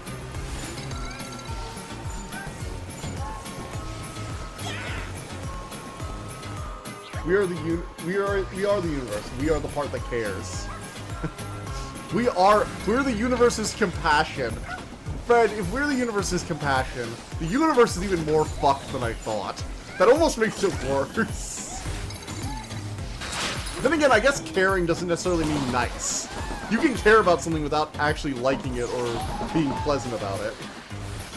Obsessive behavior is a thing, after all. We shall achieve speed of light before we solve world hunger, injustice, or agree upon some sort of divine morality. I mean, I feel like morality is just, like, inherently relative. Like, just by its very nature, it is so relative that I don't think humanity is ever going to actually agree on that. Like, you can agree on big things, like you shouldn't kill people for no reason, but even that has the caveat of, well, yeah, but this reason was totally justified, I swear.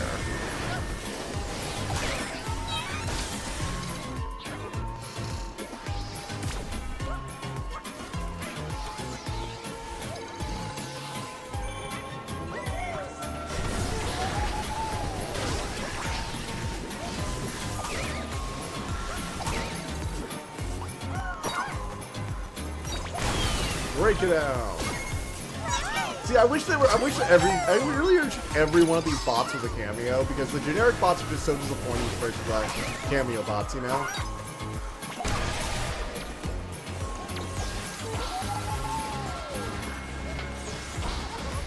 Ooh, trampoline.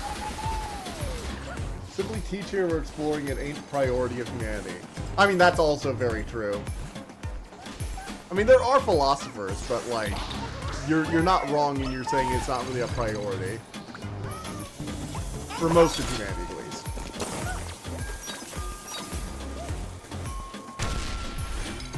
Damn it.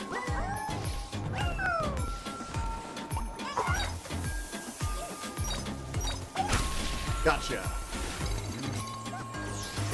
Let's go down into the whirlpool, ladies and gentlemen.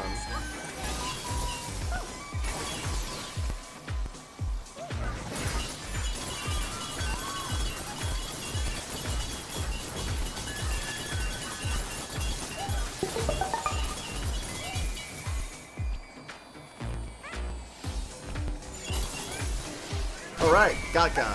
Oh, he's from, oh god, what was that stupid, like, choose your choices matter adventure game thing? It's by the guy who did... oh god, it's Too Human, that's it. No, not Too Human. It's not Too Human. Too Human is another terrible game. It's the android detective from that one fucking terrible Your Choices Matter. God, who's that game director who like loves making those like essentially interactive movie games? I forget his name. I know his name, but it's like on the tip of my tongue. I just cannot remember it. Oh, shit. Damn it. Maybe we should start treating philosophy as an actual science. Maybe we figure out the union itself. I'm gonna try it because apparently it's too uncomfortable at the same time. So well, actually, I don't even think it's that uncomfortable. I think it's just like it's hard to profit off philosophy. I mean, don't get me wrong. Ideologies can definitely be profitable if you can propagate them fast enough. But like, compared to making money on like AI or the latest tech or medical advancement, it's less profitable and immediately gratifying, even if it might like be useful to understand and think about the human condition, or teach people how to think critically about things. It's not as immediately profitable or useful compared to those things, at least to the average person. I think, you know, teaching people how to think is kind of useful, and how to phrase your arguments or make valid points, or even just think deeper about the world you live in can be very good. David Lynch. Okay, David Lynch. I think you are right about David. I just don't think it's I don't think it's Lynch. Not David Blaine. It's oh god, what is his name? Are you sure it's David Lynch? I'm nearly positive it's not David Lynch, but maybe I'm just like objectively wrong. No, David Lynch is the filmmaker.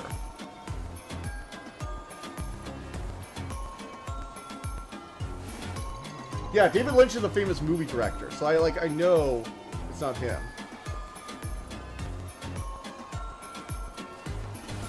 David, video game director, choose. Well, who is the director of Heavy Rain? That's the other game he did. Heavy Rain. It was by Quantic Dreams. David Cage. That was it. David Cage. Yes, it was David Cage. Oh my god, that was going to drive me figuratively insane.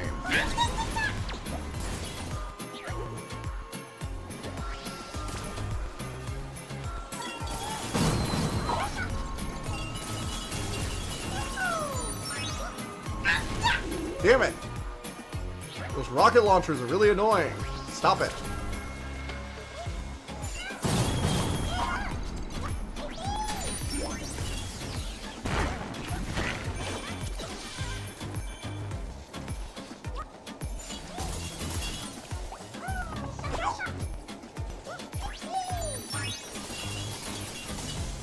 Well, shit me.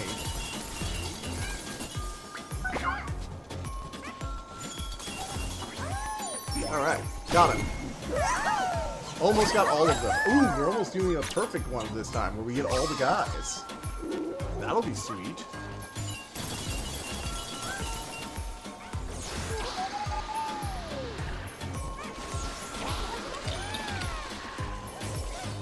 Alright. Oh, look at the little cube plant. That's adorable.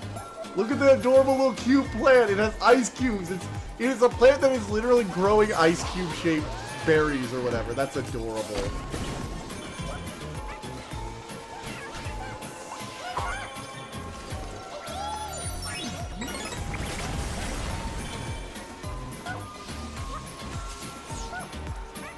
Ah, photograph. I see. Take the screenshot. Let's go. This game has just so many little fun elements. Like, they didn't have to make it so when you hit a tree, you knock all the snow and apples off, and you could keep them around. And the apples had like these little digital circuit boards to really reinforce that everything's a mechanical, you know, robot. But they did because it was fun. Like, I think that other games should have won Game of the Year. I don't think Astrobot should have won, in my opinion, but I can see why it was nominated at the bare minimum. I don't think anybody can argue that Astrobot didn't deserve to be nominated for Game of the Year. At bare minimum, even if you think another game should have won, regardless of which game it is, you definitely should agree that Astrobot deserved to be nominated, because holy shit was this game fun.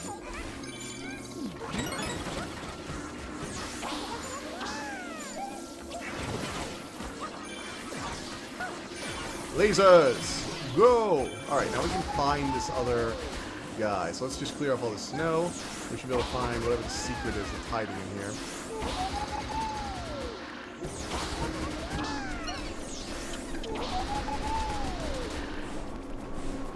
Alright. Roll it up, roll it up, roll it up.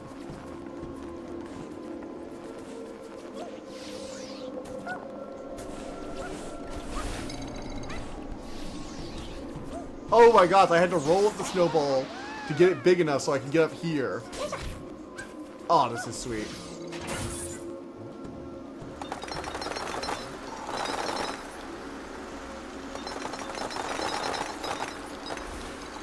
Oh, I love the little sounds the controller makes too. It's so cool.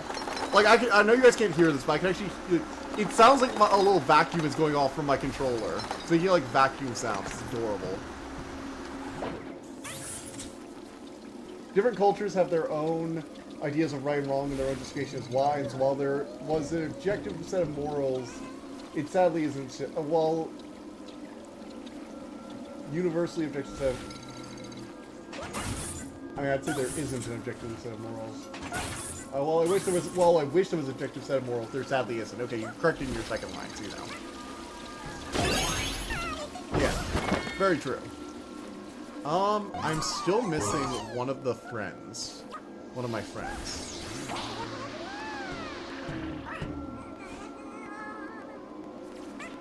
I'm still missing one of the other guys. One of the guys. Is he off the ledge? Where is he? Where are you, friend? Where are you? I know you must be near, because you guys kind of go in order, and I know I went through most of the stuff. Let's try and go back this way, maybe?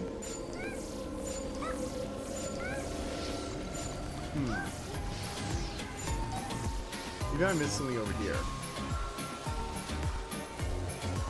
So I got him back there. So he has to be in between here because I didn't have one missing. Which means he has to be around here somewhere.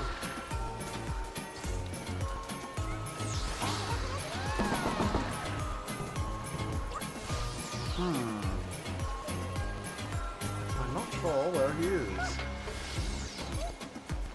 Consider me stumped, Watson.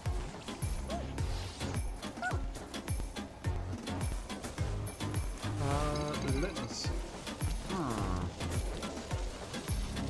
Okay. Oh, wait, maybe...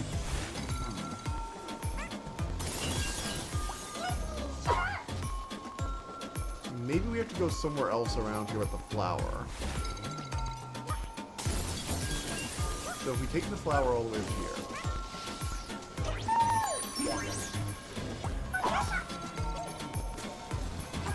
No, because we have to use it there to get over, so we'd have to probably use it... Maybe it's with the snowman? In the arch? No, I don't see anything with these things.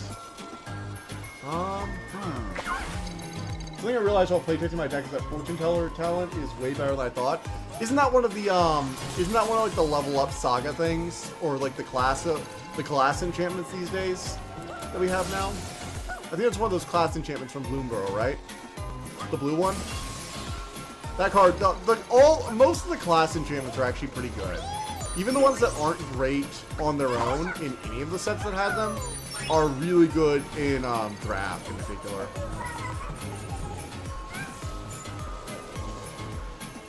Let's see, is there anything down there that I might be able to find one of my guys? No.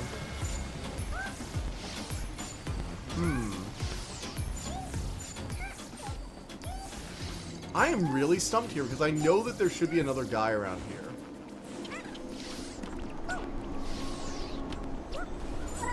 I don't want to just like go off here and then not find him. Maybe I have to go on the gold thing. Let's try. I'm gonna do a bit more of the snow here. Clear up a bit of more of the snow, and then if not, I'm just gonna finish this level. This will probably be the last level for the night. I know this has been a bit slapdash and everything, but I'm not sure I have a whole new level. Maybe. Unless we turn around. Maybe we turn it around and vacuum something off screen, maybe? No. I'm just gonna do here. Whoa, get pulled into the spiral. Makes level 3, makes spells like that. I don't got my hand up too less. Yeah, in a Melic's deck, that's just stupid. Any deck that's about casting things from exile, or casting from graveyard, or casting from top deck, Melic is gonna make that. That card's gonna be really stupid. Fortunately, that's also a lot of blue cards too, which is really dumb about it. Alright, we may try and do this like one little warp world as our last pick. Makes artifacts with CMC less than 2 on top of my deck free. Yeah, it also probably makes like any two. I guess that probably makes 2-mana rocks really good in your deck, huh? Are you playing all the 2-mana rocks you can? Because if I were you, I'd be playing a lot more 2-mana rocks or something like that in the deck. Also, your commander is pretty expensive, so ramping probably just generally helps.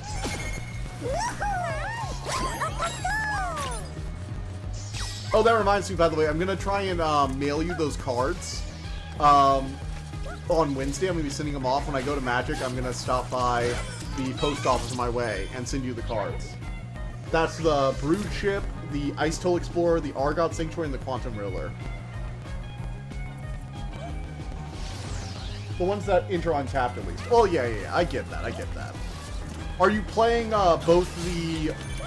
Are you playing the Sapphire Medallion and Ruby Medallion?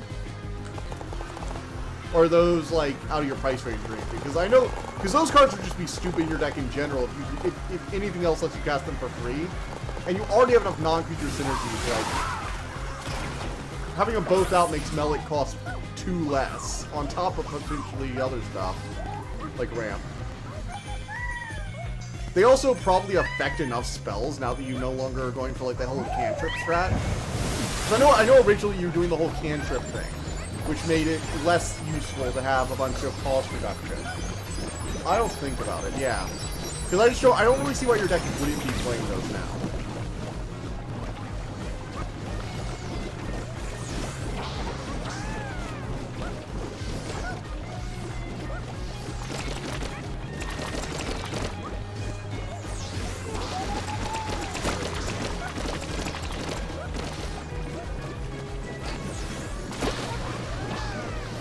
Oh, hello, Ducky. Spray the earth. Fill it with life and wonder.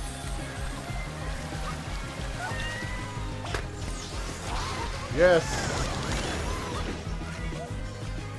These warp worlds are just kind of fun. Like, this is some fun fucking platforming. Nintendo, get on this shit. Oh, sorry, you're too busy locking down switches because somebody used an emulator in its presence. Sorry, I'll get back to you later. I'll get back to you later, Nintendo, when you're not so obsessed with locking down every fucking emulator you see.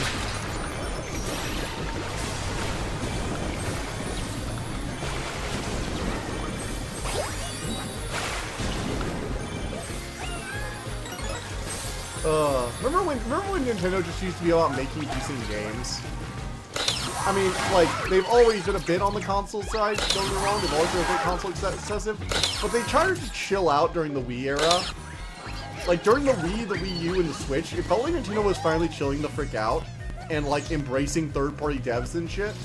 And now it feels like they've regressed to old Nintendo from back in the GameCube days when they got an entire console nerfed because they didn't want to give third-party devs the time of day.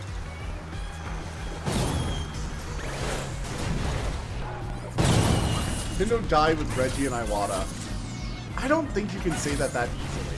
That's my problem. I wish it were that simple, but I just don't think it is.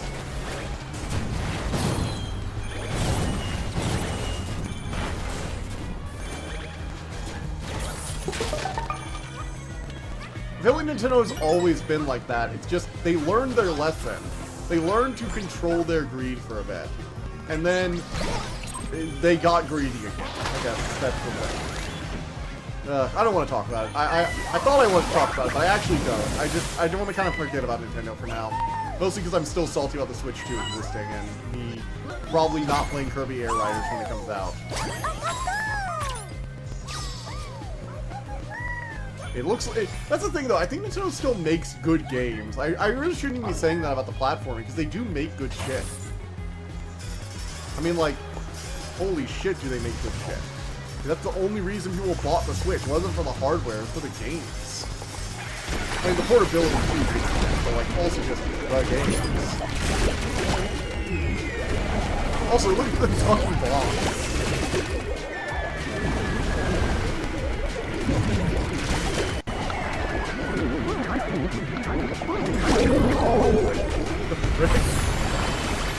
This is like a Splatoon enemy or something.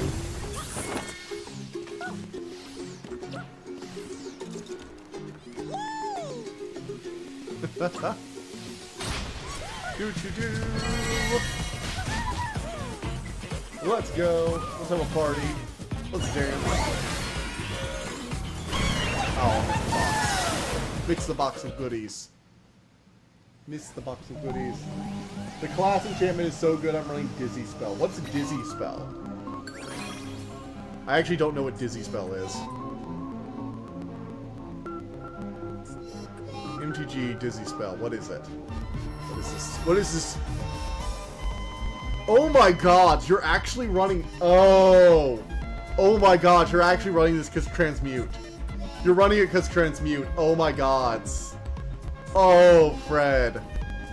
Buddy. I get it. I get it. Tutoring for that is probably amazing, but... Wow! That is a bad spell to play. That is a really... I get it. It doesn't interfere with, like, the casting shit off the top deck using, I get it. I get what you're saying. I understand that it also... It's a blue tutor, and it also, like, doesn't interfere with your whole game plan of casting spells using Is-It. Because you could theoretically get 2 casts of this if you needed to stop a commander from dealing damage to prevent a trigger from going off. Like... I see the corner cases where you might get some mild use out of it, and I see the transmute, and I get it. But also, Fred, have some self-respect. Come on. Have some self-respect. Don't turn the enchantment into your pseudo-commander. Anyway, I think this is a good stopping point here. Let's go, actually, before we go stop, let's go check out the crash site. And... See how our colony of little robots are doing. Look at the crowd of PlayStation references. There's so many of them now. They're all doing partying. No, not quite yet. We're gonna check out the we have here, but then yeah, we're probably about to head out. But you know, we're gonna see. Wow, I have done so little of the completion for this game. I'm like a third of the way to completion. That's how far from complete this game is. Let's go into the shop. Do we have any new shit? Do we have any new shit in the gacha machine? Oh my god, so we have new gacha. We have new gacha, everybody. Let's see what we get. We get a junior bodyguard. Okay. Rescued fish, back where it belongs. I actually don't get that reference. Deity's blades.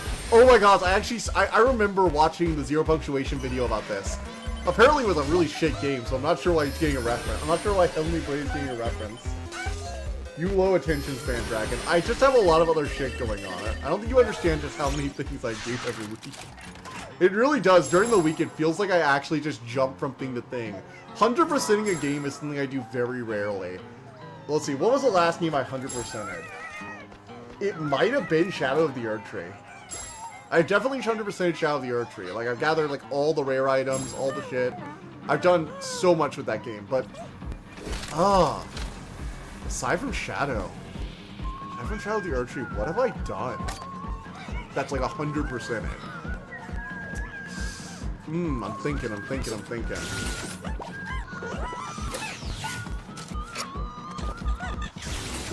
I love how he gets, like, decloaked, and he's like, yo, cloak. Oh my god, it's a Solid Snake. Solid Snake, pretending to be a fucking alligator. What the fuck? And this is Psycho Mantis in the GameCube/PS1 stream. Raiden doing his fruit ninja chopping. Man can chop fruit like nobody's business. You can also grab Meat Stone. I mean, yeah, Meat Stone's powerful. I run into my wall deck, so it's definitely a good card. It will stop a lot of strats in their tracks. Oh, look, it's bowling.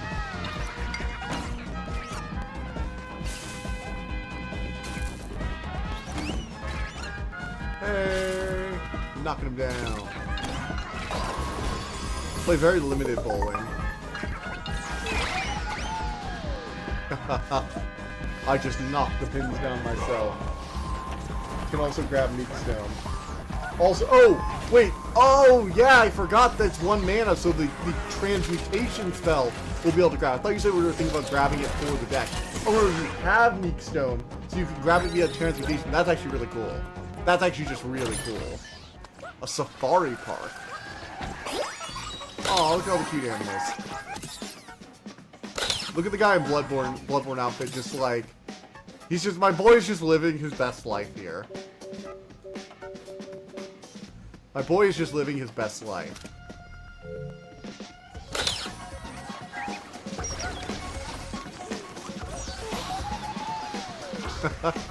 Anyway, I think this is a good stopping point. We've done some things, we've come back, we've seen some things, we've played with our new friends. I think we're good to go. I will see you guys all on Thursday, where hopefully my desktop will be back on track. You know, gets you all those free cards, your protection. It does tutor for a lot. Now that I'm thinking about your deck, it really does tutor for just a shit ton of stuff. Holy shit.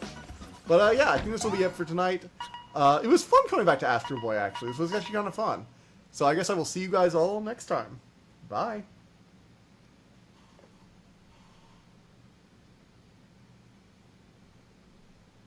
There's no out card, unfortunately.